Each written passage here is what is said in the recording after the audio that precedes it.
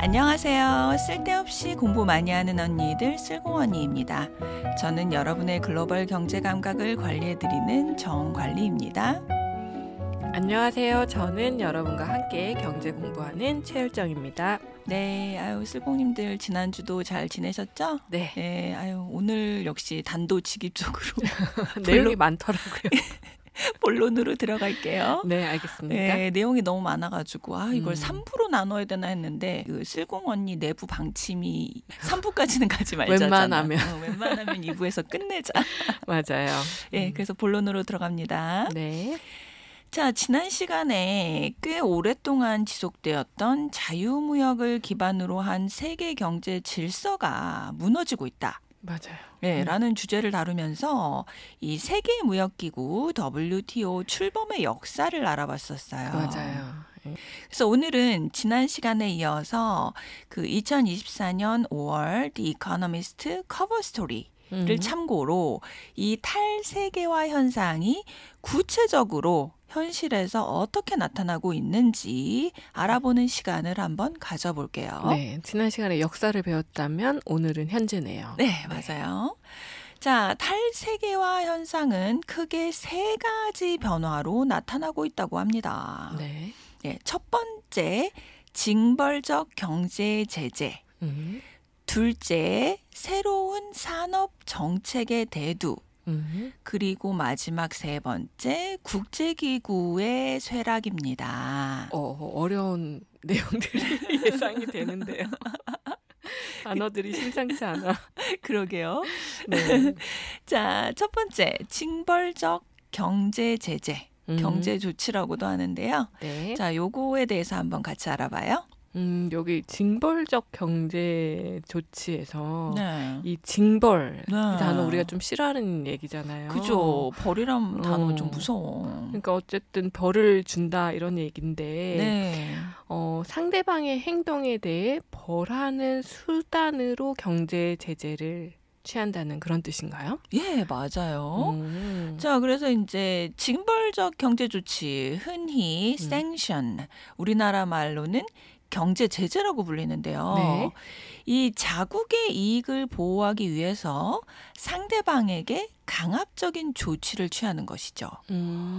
자, 징벌적 경제 조치를 논하기 전에 네. 먼저 알아둬야 할 무역 장벽이 있습니다. 뭐죠? 자, 이것은 자국의 무역 이익을 보호하기 위해서 가장 흔하고 쉽게 쓰이는 방법인데요. 네. 이것이 무엇일까? 혹시 열정 씨 감이 오시나요? 이 무역 장벽인데 가장 네. 쉽고 편하게 쓴다. 네.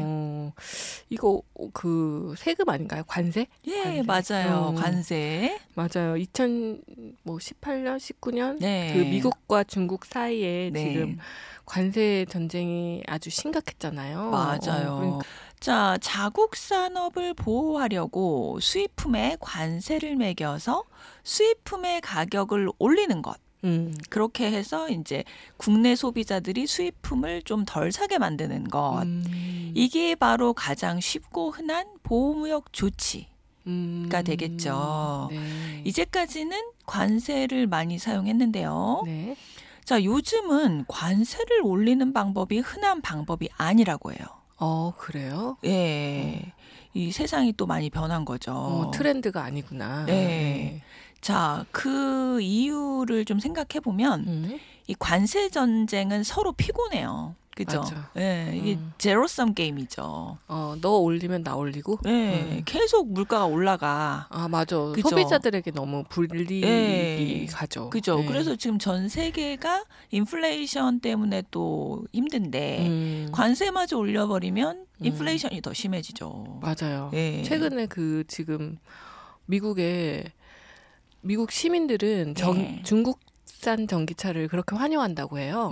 싸서. 싸서. 물가도 높은데. 아. 근데 어쨌든 전기차 그 산업을 보호해야 되는 국가 입장에서는 네. 보호를 해야 되니까 관세를 계속 올릴 수밖에 없다고 하더라고요. 그래서 그렇죠. 누구를 위한 정책인가 뭐 이런 기사를 본 것 같아요. 그러네요. 사실 국가도 국민을 위해서 지금 보호무역 하자는 건데 또 뭐 이렇게 단기적인 또 관점에서 국민들은 또 맞아요. 저렴한 가격이 좋으니까 이게 또 국민들 사이에도 이해상충이 있잖아요. 생산자와 그쵸. 소비자. 맞아요. 뭐 이러니까 누구 편을 들어줘야 되는지 좀 난감할 것 같긴 해요. 그러네요. 네. 자, 우리가 미국과 중국 간의 관세 전쟁에서도 목격을 한 것처럼 네. 한 국가가 관세를 올리면 눈에는 눈, 이에는 이 그치. 이런 식으로 상대방 국가도 보복성으로 관세를 올리잖아요. 그렇죠? 가만히 있으면 약간 바보 같잖아 또. 그렇죠. 당하고 있을 순 없지. 그렇죠. 자, 그러다 보니 이런 관세 전쟁이 외교 문제로까지 번지기도 하죠. 맞아요. 예. 또 아까 방금 전에 얘기했지만 그 인플레이션 문제도 있고요. 맞아요. 자, 예전의 관세 전쟁, 관세를 서로 막 올리는 거 경쟁적으로 네. 이런 방식이 이제는 old fashion, 구식인 거예요. 그죠. 인플레이션이 네. 심한 지금 상황에서는 더 좀 쓰기 어려운 맞아요. 그런 정책일 것 같기는 해요. 그렇죠. 그래서 이제 전 세계적으로 살펴보면 지금의 관세는 역사적으로 낮은 수준이래요. 아, 전체적으로 봤을 때는. 예, 또 의외죠. 관세 전쟁하는 모습을 봤기 때문에. 그러니까요. 그죠. 되게 높아져 있을 거라 생각했는데. 맞아요. 그죠. 네. 그래서 이제 미국, 인도 등이 관세를 좀 올리기는 했는데요. 세계 대다수의 많은 정부들이 관세를 낮췄다고 합니다. 예. 자, 캐나다와 일본도 관세를 낮추는 중이고요. 호주의 경우도 최근 500개에 가까운 관세를 폐지했대요. 요즘 그 호주 경제가 네. 좋지 않다 이런 네. 소식을 들었던 것 같은데 네. 그래서 이제 뭐 경기 부양 차원에서 관세를 폐지했나 보네요. 네, 그렇죠. 무역이 활성화되어야 경제를 살릴 수 있으니까요. 그렇죠. 예전에는 전 세계 사람들이 호주 국민이 복받은 국민이라고 불러했대요. 그 토지는 큰데 자원은 많고 사람은 맞아. 없고 굉장히 prosperity, 그 부귀 영화를 누리다가 맞아요. 요즘에 되게 안 좋대요. 네. 지난 시간에도 우리가 얘기를 했지만 보호무역주의가 강화되고 있다. 이런 소식을 계속 듣다 보니까 관세를 높이는 게 대세일 거라고 저는 예상을 했거든요. 오히려 관세를 낮추거나 뭐 호주 같은 경우는 폐지했다고 하니까 굉장히 의외네요. 그렇죠. 저도 놀랐어요. 그래서 미국이 이제 관세를 올리니까 전 세계적인 트렌드인가 이렇게 저도 좀 착각을 하고 있었는데 이래서 좀 전 세계 뉴스를 골고루 봐야 돼. 그죠? 맞아. 미국은 약간 타겟이 있는 것 같아요. 맞아요. 맞아요. 맞아요.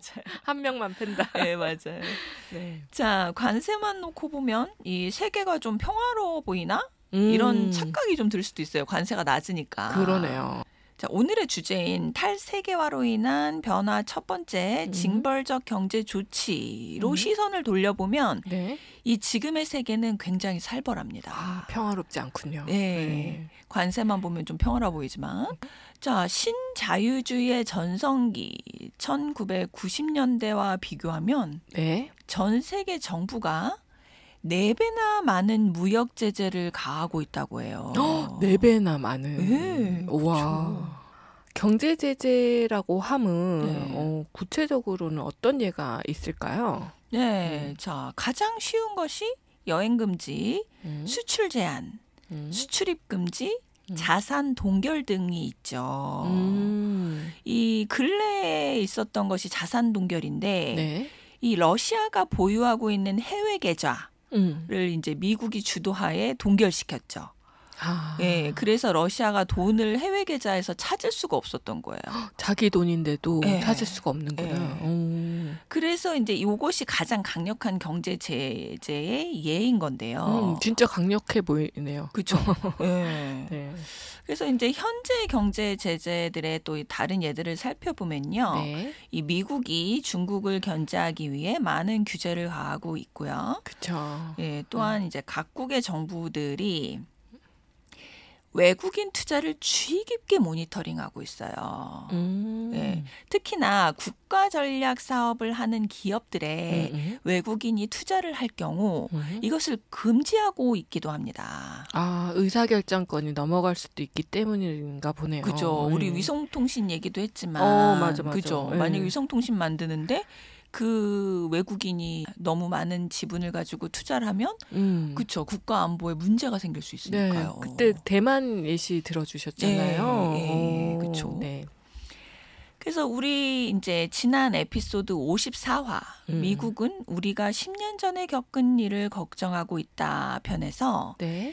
인프라스트럭처 사업이 네. 그 외국인 손에 넘어갔을 때 벌어지는 일들에 대해서 이야기를 많이 나눴었잖아요. 맞아요. 예, 이 에피소드랑 연결해서 들으시면 또 많은 인사이트가 또 생기실 거예요. 저희가 어느 정도 데이터베이스가 쌓이다 보니까 네. 이 연결해서 들어야 되는 에피소드들이 많아지고 있네요. 네.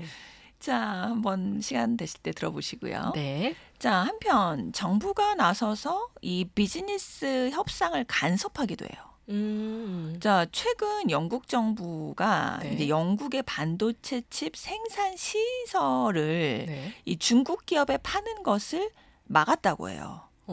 네, 파는 것을 막고 미국에 팔아라 하고 승인했다고 해요. 그렇구나. 예. 캐나다도 마찬가지입니다. 캐나다가 이제 광산 기업을 파는데요. 이 딜에서 중국의 입찰을 막았대요.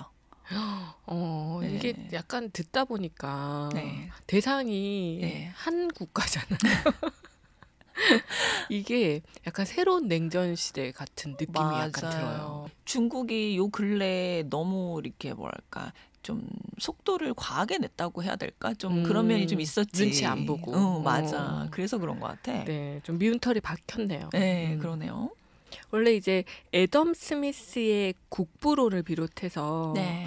고전 자본주의 철학에 따르면 네. 제3자 어떤 국가의 네. 간섭 없이 네. 수요와 공급에 의해서 시장이 자유롭게 돌아가는 게 정석인데 네. 맞아요. 지금은 그거와는 반대로 정부가 아주 적극적으로 개입하고 있다는 거네요. 네, 맞아요. 자, 어떤 나라들은 심지어 외국인의 자산을 수용하기도 하는데요. 쉽게 말하면 뺏어버린다는 이야기인데 그치. 우리 지난 시간에도 얘기했었죠. 우리네 아버지들이 중국에 가서 사업하셨다가 공장 뺏겼다는 맞아, 이야기. 맞아. 몰수. 네. 네. 자, 이런 일들이 지금 또 벌어지고 있는 거예요. 아, 그래요? 네. 자, 올해 초 멕시코 정부는 프랑스 기업 소유의 수소 플랜트를 압류했습니다. 멕시코에서 프랑스 네. 거를. 네, 지금 멕시코도 좀 정세가 조금 불안전하잖아요. 남미 쪽이 다 좀 그렇죠. 네, 좀 불안정해요. 자, 그리고 남아프리카 공화국 역시 또 불안정한데 요즘. 자, 이 남아공에서는 국가의 이익과 관련된다면 보상 없이 토지를 압수할 수 있도록 법을 만들었다고 합니다. 약간 공산주의 같은데 사유재산을 그냥 그죠. 보상 없이 압수할 수 있다는 거네요. 맞아요. 그 이뿐만이 아니에요. 자, 작년에 칠레. 와, 칠레도 또 역시 이 리튬 산업에서 네. 정부의 역할을 늘리는 계획을 발표했습니다. 정부 주도로 어떻게 이제 성장 산업을 하나 빨대 꽂겠다 이런 거네요. 사실 지금 칠레 자칫하면은 또 그 강대국들이 가서 칠레 광산들이 다 지금 털리게 생긴 거야. 칠레도 이 리튬 어떤 생산으로 굉장히 유명하잖아요. 그렇죠. 소금 호수가 많아가지고. 그래서 리튬은 앞으로의 석유니까 굉장히 예민한 문제인 거죠. 그리고 이제 러시아는 또 어떤 일이 있었냐면 해외 계좌 동결된 사례가 있었잖아요. 그쵸.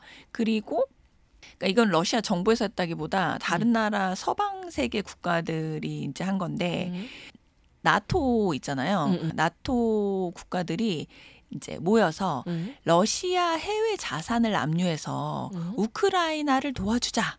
요런 법안을 미국에서 통과시키려고 했었거든요. 그 의논 중이라고 이제 막 불평 불만을 하기도 했었죠. 전쟁을 일으킨 거는 사실 러시아의 잘못이기는 한데 또 본인들의 해외 자산을 네. 다른 사람이 이용하려고 한다? 네. 이건 또 좀 말이 이상한 것 같기도 하거든요. 이게 어떤 논리였냐면요. 네. 어차피 러시아가 전쟁에서 지면 우크라이나한테 전쟁 보상금을 줘야 된다. 그걸 우리는 미리 뺏어서 주는 거다. 그러니까.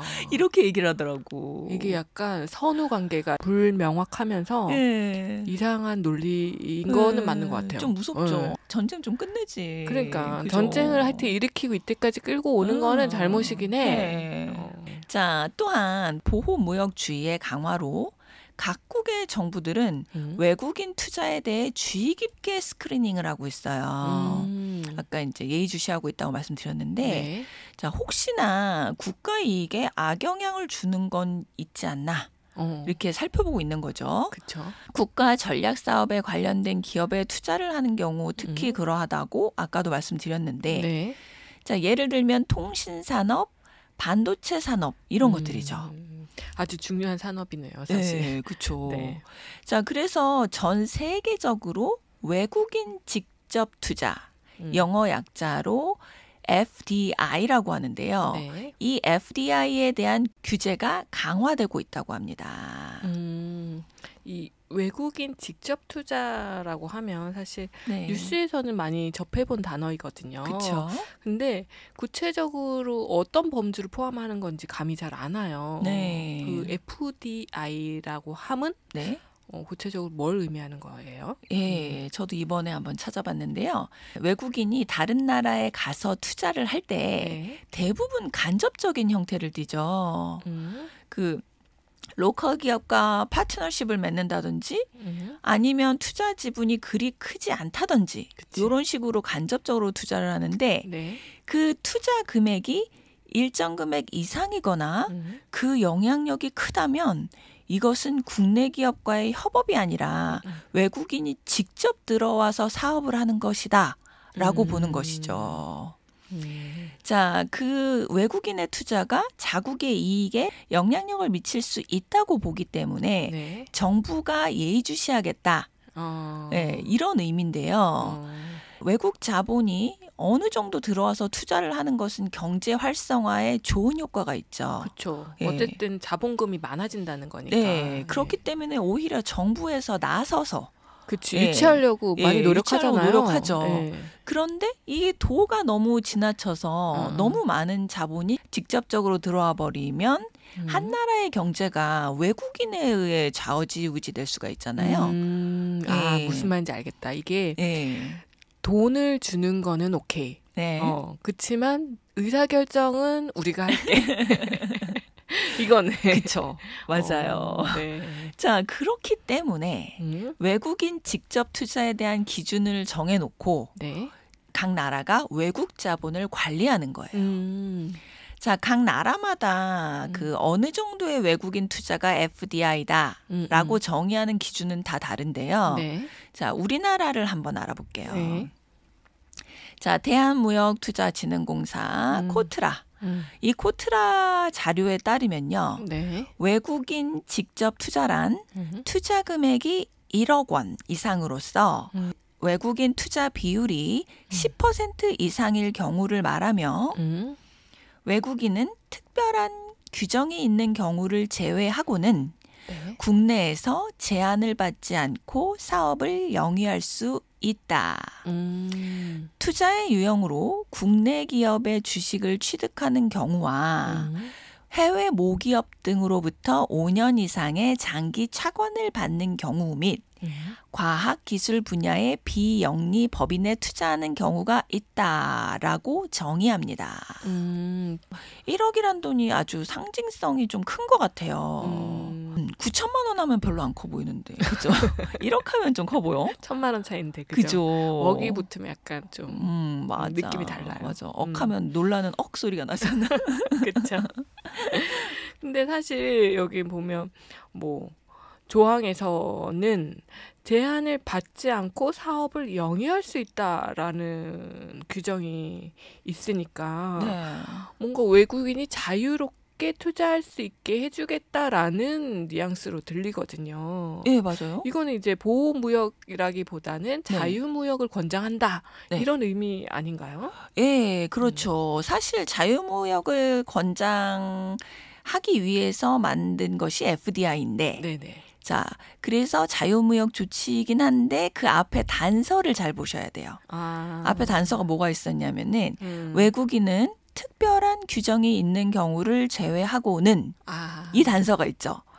그러니까 특별한 경우에는 외국인이 사업을 하는데 제한이 있다는 이야기예요. 이걸 얼마나 구체적으로 많이 만들어 놓느냐가 관건이겠네. 그걸로 조정을 하는 거예요. 얼마나 개방할지. 그러네요. 그죠. 뒷말만 보고 오해할 뻔했잖아요. 그렇죠.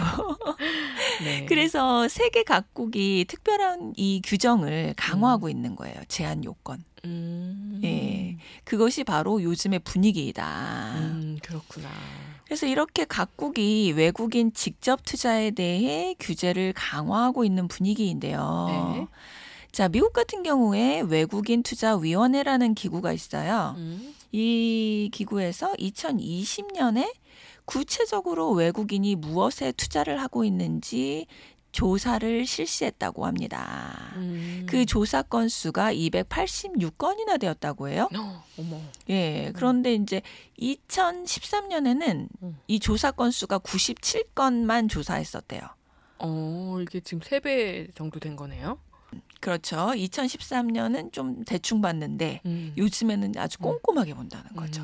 그만큼 정부의 간섭이 강화되었다라고 볼 수 있는데요. 네.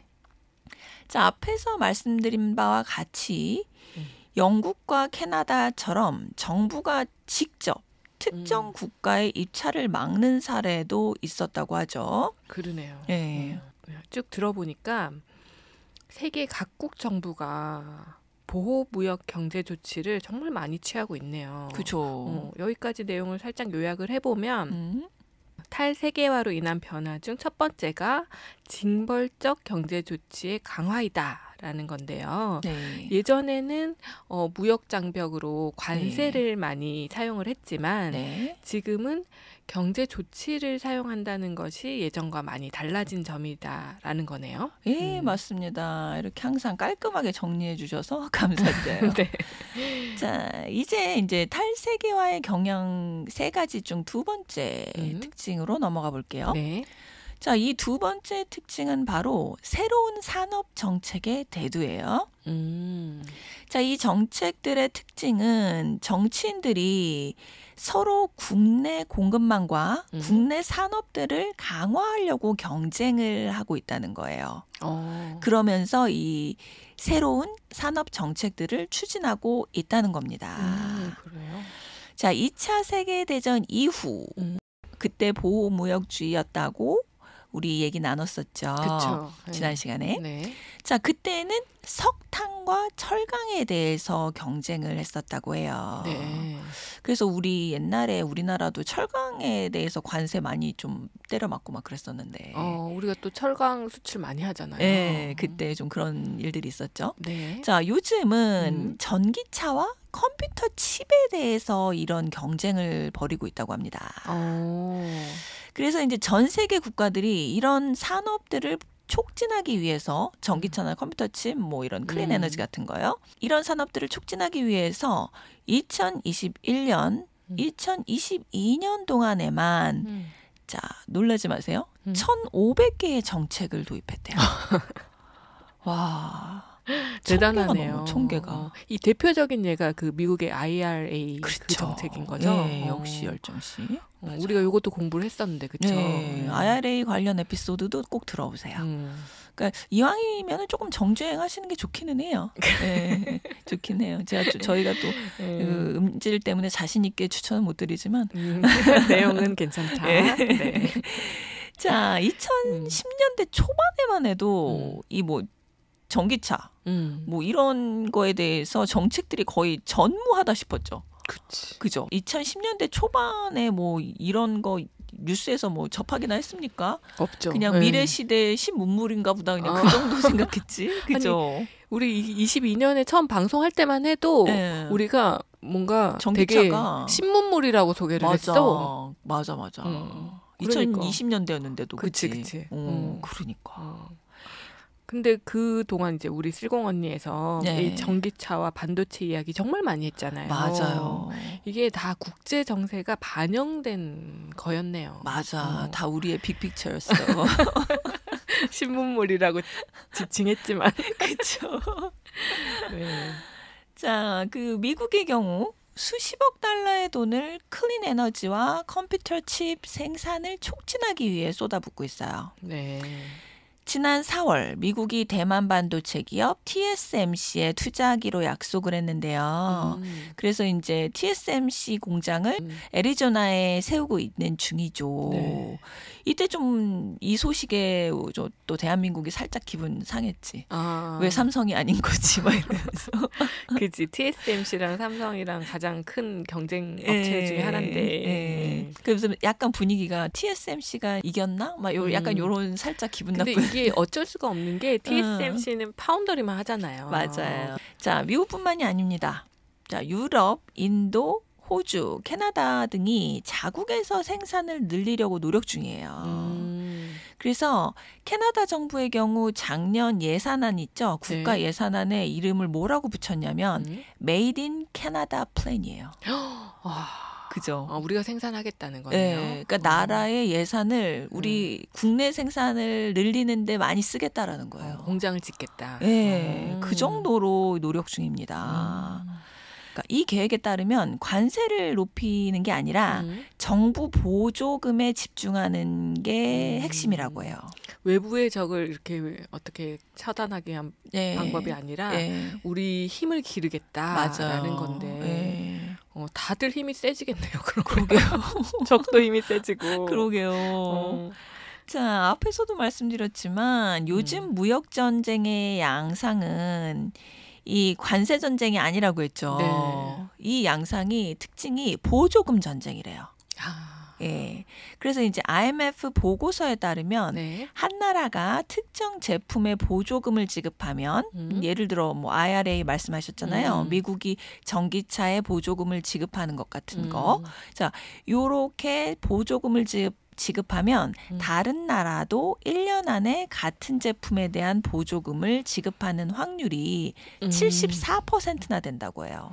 이 얘기를 듣다 보니까 우리 지금 시대가 인플레이션을 겪을 수밖에 없네요. 맞아요. 이게 보조금 지급이라는 게 정부 지출이잖아요. 그러면 여기서 정부 지출하면 그죠. 우리도 경쟁적으로 정부 지출하고 그러면 돈이 막 뿌려진다는 얘기가 될 수 있네요. 맞아요. 그래서 이 코로나 이후에 너무나 많은 것이 변하고 산업 지도도 너무 많이 바뀌고 맞아.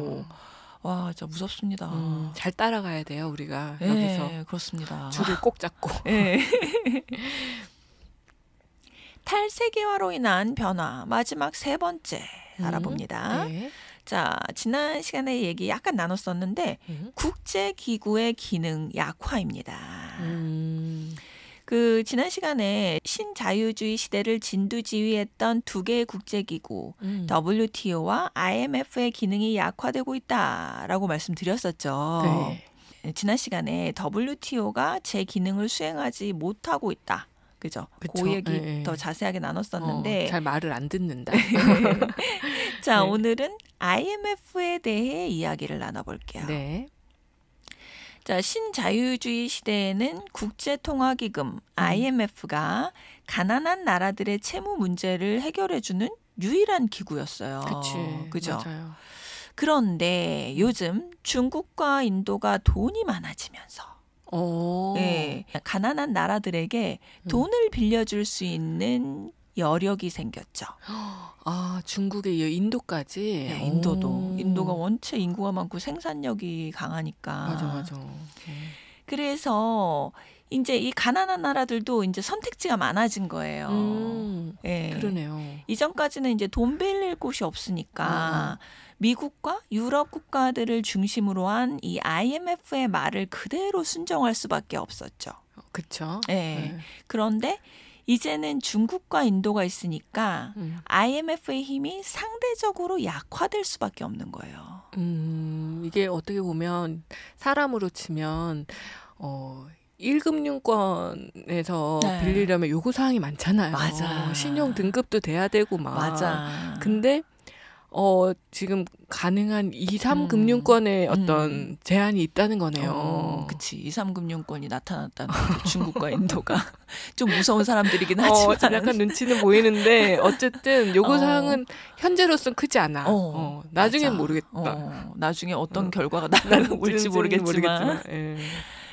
자, 우리나라 같은 경우에 우리 IMF 구조조정 때 그때 얼마나 무서웠습니까? 맞아. 그죠? 아우, 나 생각하기도 싫다. 그러니까요. 네, 그 당시에 중소기업 대표의 자살과 같은 엄청난 피바람이 불었죠. 맞아요.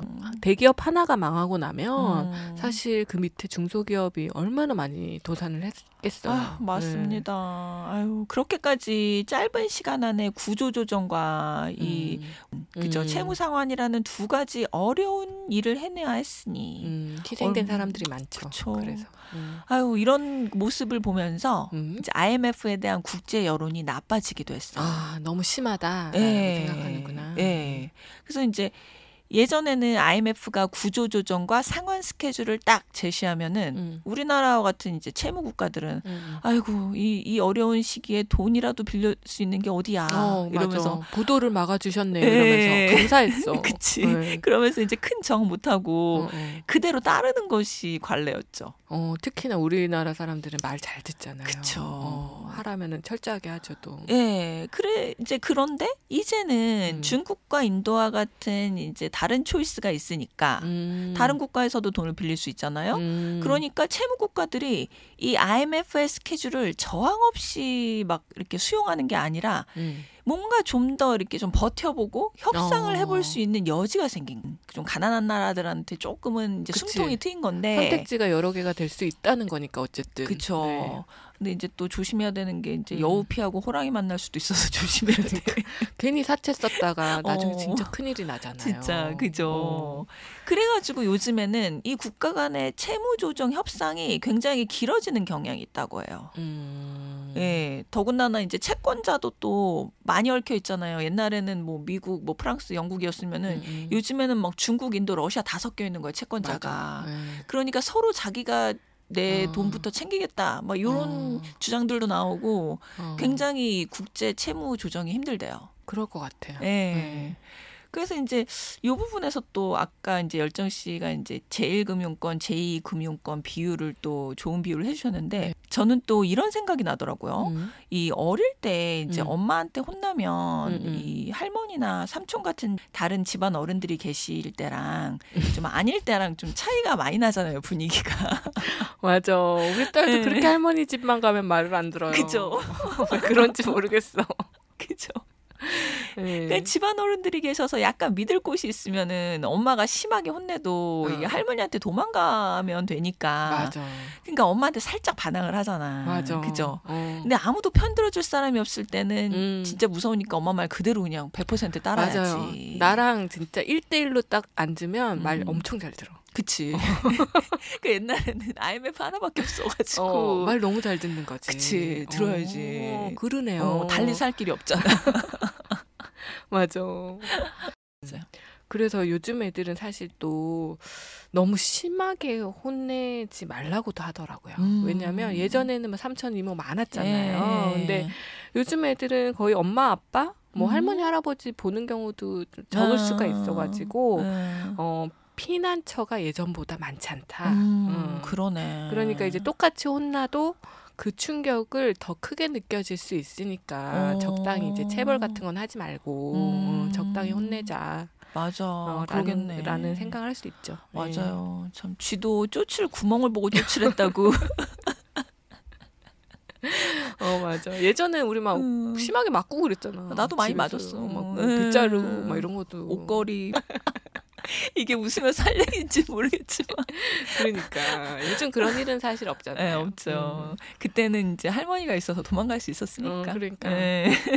자, 어쨌든 IMF의 기능 약화 이 이야기로 돌아올게요. 네.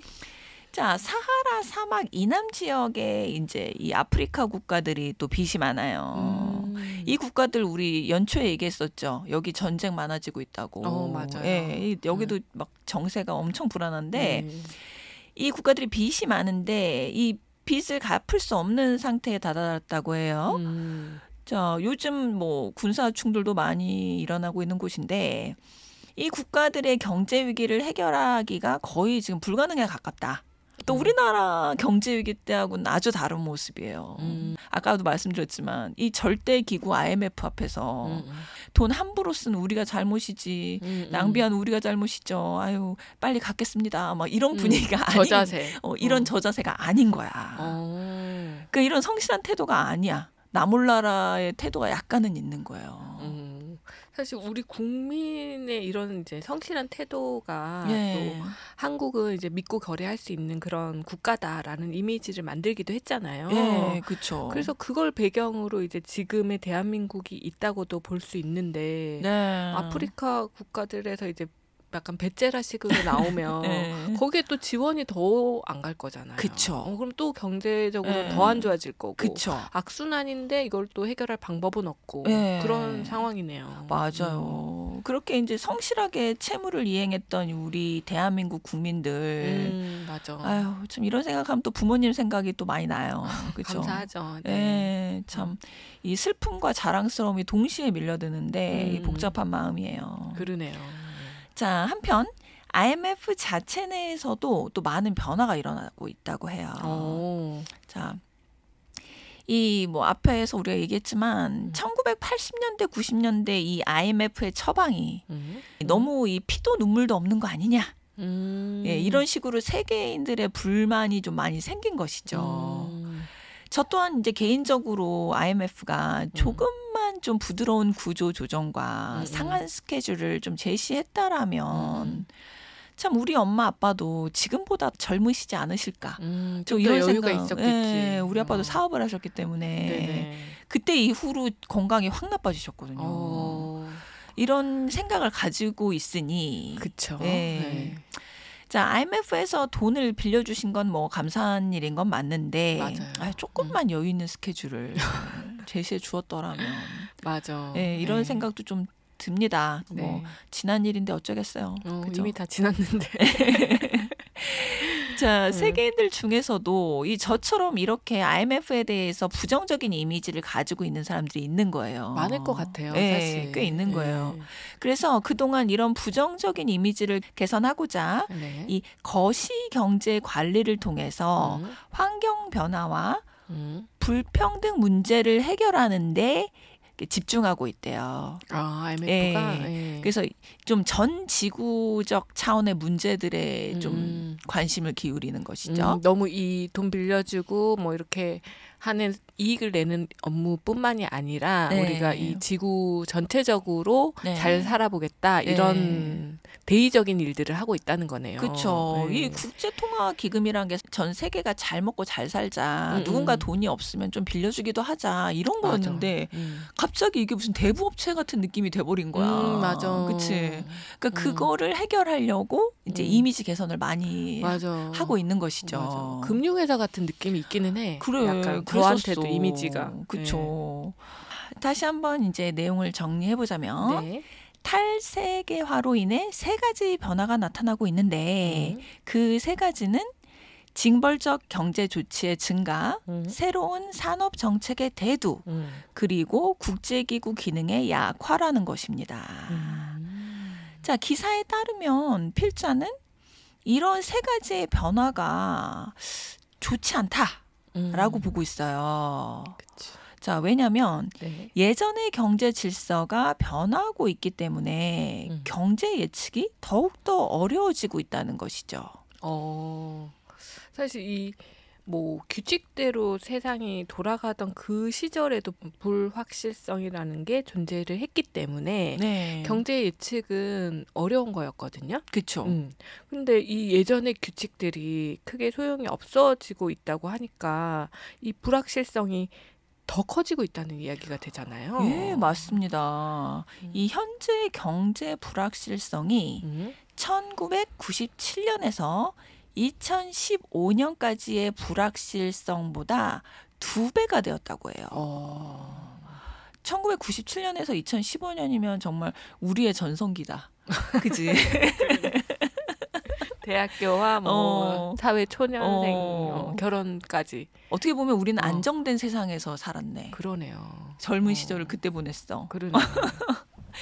자, 뭐 지금도 젊긴 하지만요. 자, 자, 현재 국가 간의 상품을 사고 파는 무역이 정체되고 있다고 해요. 자, 이것은 단지 상품만이 아니라 서비스 분야에서도 나타나는 현상인데요. 네. 국경을 넘는 해외 투자가 줄어들고 있어요. 아까 말씀드렸잖아요. 직접 투자 되게 철저하게 관리하고 있다고. 스크리닝 한다고. 예. 그러다 보니 글로벌 GDP도 줄어들고 있다고 합니다. 전체적인 성장이 조금 줄어들고 있다고 볼 수 있는 거네요. 네, 서로 이제 장벽을 많이 쳐가지고. 자, 장기 자본과 단기 자본 모두 정점을 찍었을 때보다 줄어들었고요. 네. 미국 기업들도 해외로부터의 수입을 줄였어요. 이거 우리나라한테 좋은 소식은 아닌데. 그러네요. 그죠? 네. 그리고 이제 러시아의 우크라이나 침공 이후로 서구 글로벌 기업과 은행들이 중국에서 철수하고 있죠. 자, 추가적으로 또 다른 탈세계화의 징후가 있는데요. 네. 이것이 바로 상대 가격에서 나타나고 있어요. 자, 상대 가격이란 세계 각 국가들에서 하나의 상품의 가격이 얼마나 비슷한가를 보여주는 건데요. 네. 자, 쉬운 예를 들면 그 유명한 빅맥 지수 아시죠? 알죠. 네. 빅맥 햄버거 하나에 각 나라에서 얼마에 팔리고 있느냐. 자, 빅맥 햄버거 하나에 이집트에서는 $2 가까이 하고요. 네. 스위스에서는 $7 가까이 한다고 해요. 네. 차이가 좀 있네요. 3배 이상 나죠? 자, 전 세계가 하나의 시장으로 통합돼 있다면 가격도 하나겠죠? 그치. 예. 네. 근데 덜 통합될수록 즉 탈세계화가 있을수록 상대 가격의 차이가 커진다고 합니다. 제가 그 2000년 초반에 이제 유럽 배낭여행 할 때 그나마 그래도 그 맥도날드 빅맥은 비슷비슷하기 때문에 그걸 먹고 살만했거든요. 다른 거는 못 먹어도 비싼 거는. 몸소 체험하셨네. 세계화를. 근데 얼마 전에 그 TV 프로그램에서 연예인들이 이제 스위스인가 스웨덴인가 거기 맥도날드에 찾아가서 4명이 먹었는데 거의 10만 원이나. 어머머. 거진 10만 원. 웬일이야. 그런 거 보고 와 깜짝 놀랐죠. 그죠. 이 탈세계화. 그러네. 그죠. 네. 그래서 이제 세계화가 진행되면서 우리 열정 씨가 느꼈던 그 가격의 차이가 크지 않았던 거. 그치. 예, 그런 현상이 사라지고 다시 가격 차이가 커지는 거예요. 그러네요. 예. 역시 이제 고전 경제학자들이 제시했던 그런 완전 시장은 현실에서는 불가능한 그런 그런 것 같아요. 이론적인 시장인가 봐요. 그죠. 네. 고전 경제학자들이 이론적으로 제시한 완전 시장에서는 모두가 합리적인 선택을 하고, 그죠. 전쟁 같은 것도 안 해, 그죠. 그거는 굉장히 비용이 많이 드는, 그죠. 합리적이지 않잖아.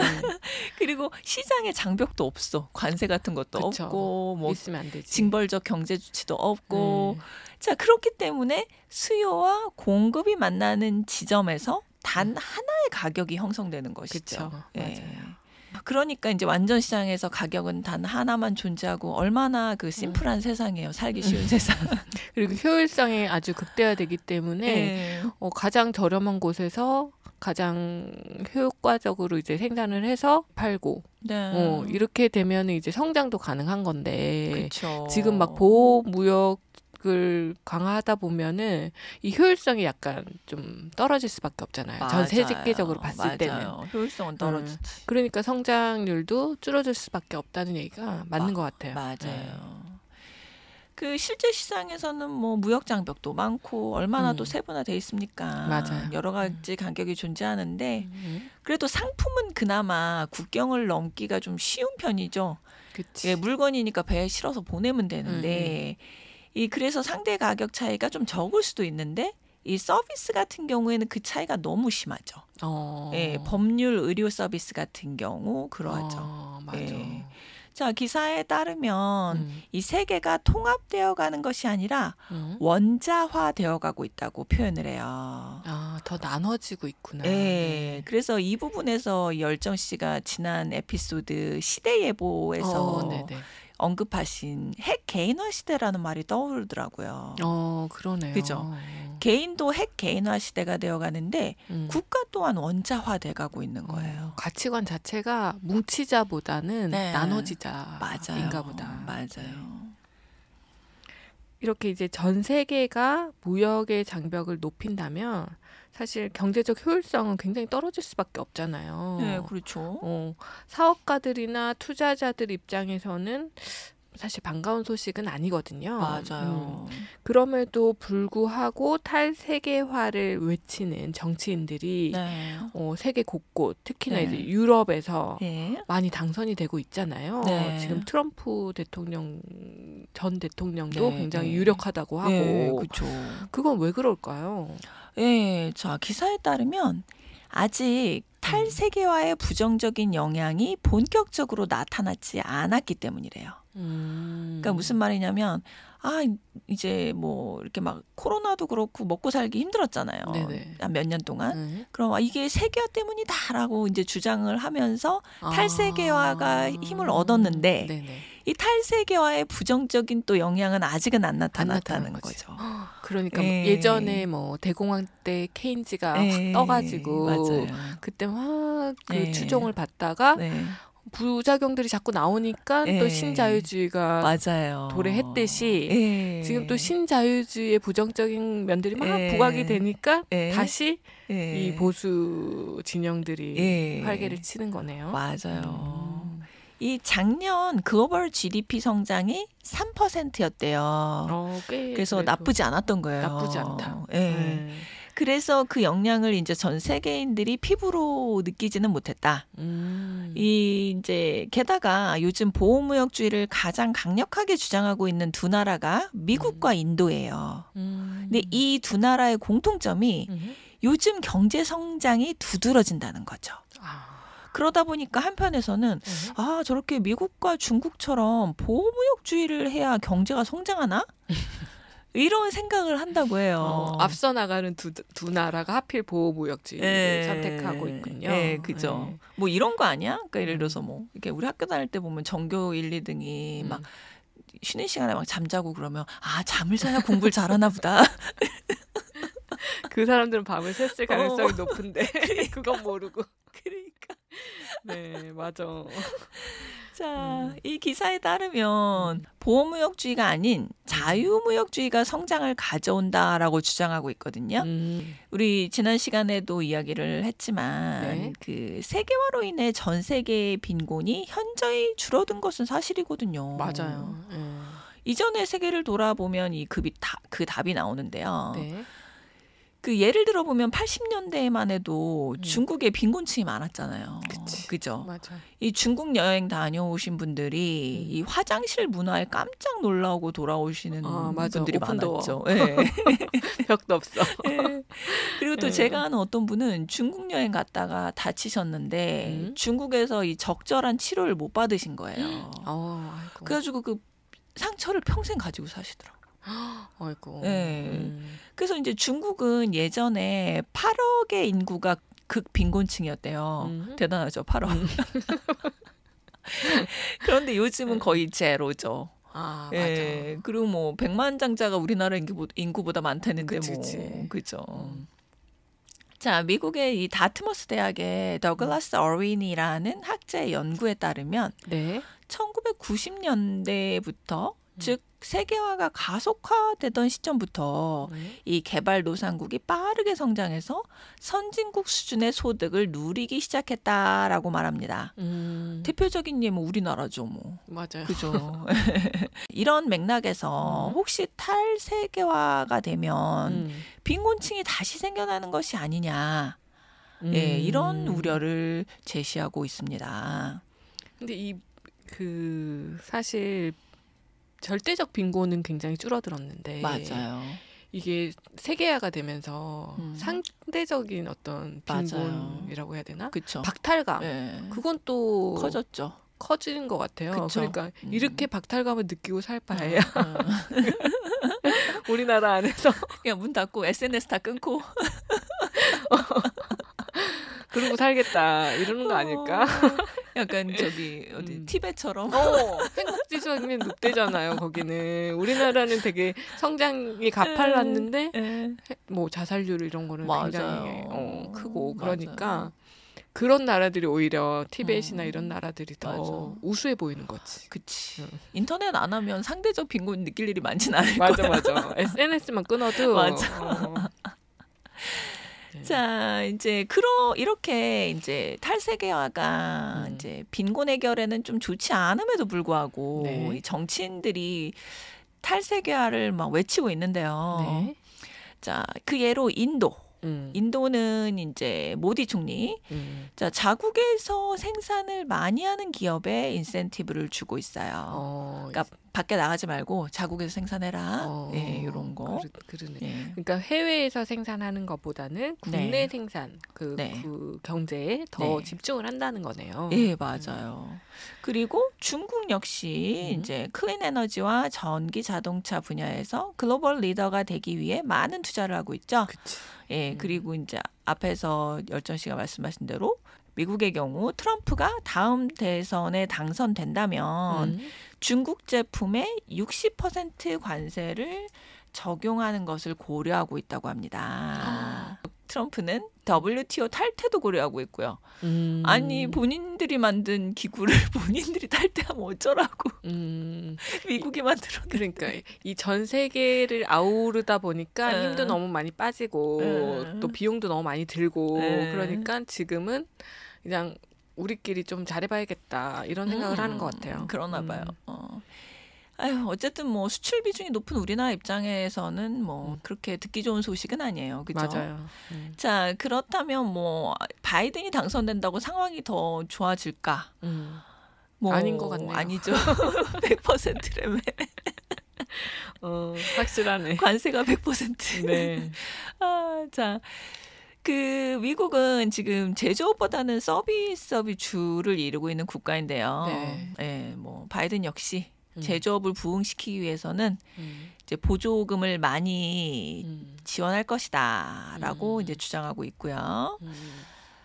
미국 여론 자체가 이쪽 결을 따라가는 거라서 어느 대통령이 당선이 되든 자국을 보호하겠다는 그런 정책이 나올 수밖에 없을 것 같아요. 맞아요. 그래서 이번에는 솔직히 누가 될까 되게 궁금하지도 않아. 누가 돼도 보호무역주의 할 거잖아.